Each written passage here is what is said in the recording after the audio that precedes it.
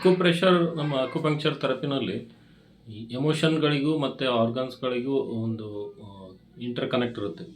ಅಂದರೆ ಪ್ರತಿಯೊಂದು ನಮ್ಮ ಎಮೋಷನ್ಸ್ಗಳು ನಮ್ಮ ಆರ್ಗನ್ಗಳನ್ನು ಸ್ಟ್ರೆಂಥನ್ನು ಮಾಡ್ತವೆ, ಆರ್ಗನ್ಗಳನ್ನು ವೀಕ್ನು ಮಾಡ್ತವೆ. ಈಗ ಸಾಮಾನ್ಯವಾಗಿ ನಾವು ಲಂಗ್ಸು ಮತ್ತು ಲಾರ್ಜ್ ಇಂಟೆಸ್ಟೈನ್ ತೊಗೊಂಡಾಗ ಲಂಗ್ಸು ಮತ್ತು ಲಾರ್ಜ್ ಇಂಟೆಸ್ಟೈನ್ದು ಎಮೋಷನ್ ಬಂದು ಬೇಜಾರಾಗೋದು, ಅಂದರೆ ಸ್ಯಾಡ್, ದುಃಖಿತ ಆಗೋದು, ಬೇಜಾರಾಗೋದು. ಇದು ಯಾವ ರೀತಿ ನಿಮಗೆ ಎನರ್ಜಿ ಜಾಸ್ತಿ ಬೇಜಾರಾದಾಗ ಯಾವ ರೀತಿ ಡೌನ್ ಆಗುತ್ತೆ ಅಂದರೆ, ಇವಾಗ ನೀವು ದುಃಖಿತ ಆದಾಗ ನೋಡಿ, ದುಃಖ ಜಾಸ್ತಿ ಬಂದಾಗ ನಿಮಗೆ ಉಸಿರಾಡೋಕ್ಕೆ ಕಷ್ಟ ಆಗುತ್ತೆ, ಶಾರ್ಟ್ ಬ್ರೀದ್ ಆಗುತ್ತೆ.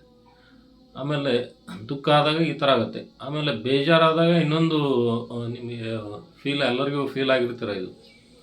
ಬೇಜಾರು ಯಾರಾದರೂ ನಿಮಗೆ ಬೇಜಾರು ಮಾಡಿದ್ರೆ, ಅಥವಾ ಏನಾದರೂ ನೀವು ಎಲ್ಲೋ ವೇಟ್ ಮಾಡ್ತಿರ್ತೀರ, ಯಾರೋ ಬರದೇ ಸಿಕ್ಕಾಪಟ್ಟೆ ಬೇಜಾರಾಯಿತು, ಎಲ್ಲೋ ನಿಮಗೆ ಒಂದು ಫಂಕ್ಷನಲ್ಲಿ ಬೇಜಾರಾಯಿತು, ಎಲ್ಲೋ ಒಂದು ಯಾವುದೋ ಸಿಕ್ಕಾಪಟ್ಟೆ ಬೇಜಾರಾದರೆ ನಿಮಗೆ ಏನಾಗುತ್ತೆ ಅಂದರೆ, ಇಲ್ಲಿ ನೋಡಿ ನೀವು ಲಾರ್ಜ್ ಇಂಟೆಸ್ಟೈನ್ ಮೆರಿಡಿಯನ್ ಇದೆಯಲ್ಲ, ಇಲ್ಲಿಂದ ಸ್ಟಾರ್ಟ್ ಆಗುತ್ತೆ. ನೀವು ಇಲ್ಲಿಂದ ಸ್ಟಾರ್ಟ್ ಆಗಿ ಈ ರೀತಿ ಫ್ಲೋ ಆಗುತ್ತೆ. ಈ ರೀತಿ ಫ್ಲೋ ಆಗಿ ನಿಮಗೆ ಈ ಥರ ಬಂದು ಇಲ್ಲಿಂದ ಇಲ್ಲಿವರೆಗೆ ಕನೆಕ್ಟ್ ಆಗುತ್ತೆ. ಇದು ಈ ಥರ ಈ ಮೇಲ್ಗಡೆ ತುಟಿ ಇದೆಯಲ್ಲ, ಇದು ಏನಾಗುತ್ತೆ, ನಿಮಗೆ ಬೇಜಾರಾದಾಗ ಜಾಸ್ತಿ ಬೇಜಾರಾಯಿತು ಅಂದರೆ ಈ ತುಟಿ ಇದು ಆಗುತ್ತೆ, ನಿಮಗೆ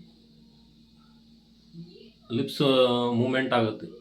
ಈಗ ಚಿಕ್ಕ ಮಕ್ಕಳಿಗೆಲ್ಲ ನೀವು ಬೇಜಾರು ಮಾಡಿದ್ರೆ ನೋಡಿ, ಅವು ಬೇಜಾರು ಮಾಡಿದಾಗ ಏನೋ ಒಂಥರ ಚೆನ್ನಾಗಿ ಕಾಣಿಸ್ತವೆ ಅಂತೇಳಿ ಮಕ್ಕಳಿಗೆ ಚಿಕ್ಕವರಿದ್ದಾಗ ಬೇಜಾರು ಮಾಡ್ತಿರ್ತಾರೆ.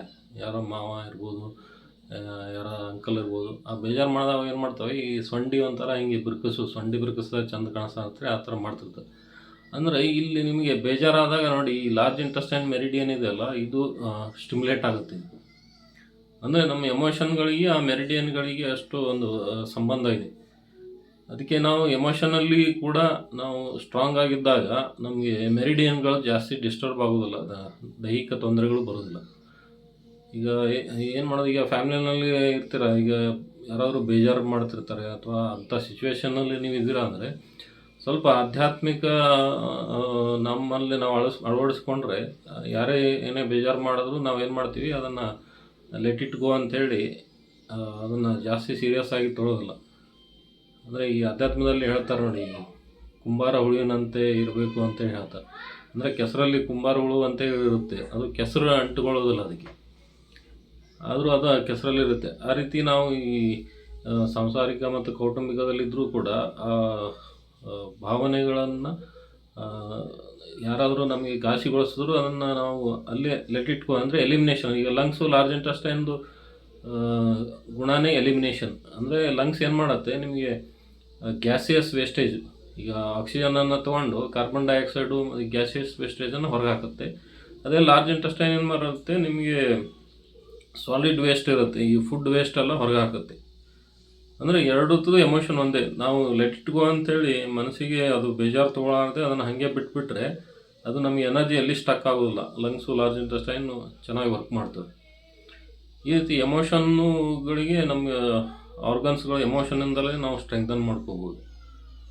ಈ ರೀತಿ ಅಕ್ಯುಪಂಕ್ಚರ್ ಅಂದರೆ ಇದು ಒಂದು ದೊಡ್ಡ ಸೈನ್ಸ್, ಒಂದು ಸಮುದ್ರ ಇದ್ದಂಗೆ. ನಾವು ಈಗೆಲ್ಲ ನೋಡ್ತಾ ಇರೋದು ಏನಪ್ಪ ಅಂದರೆ, ಒಂದು ಕೆರೆ ಬಾವಿಗಳನ್ನು ನೋಡ್ತಾ ಇದ್ದೀವಿ.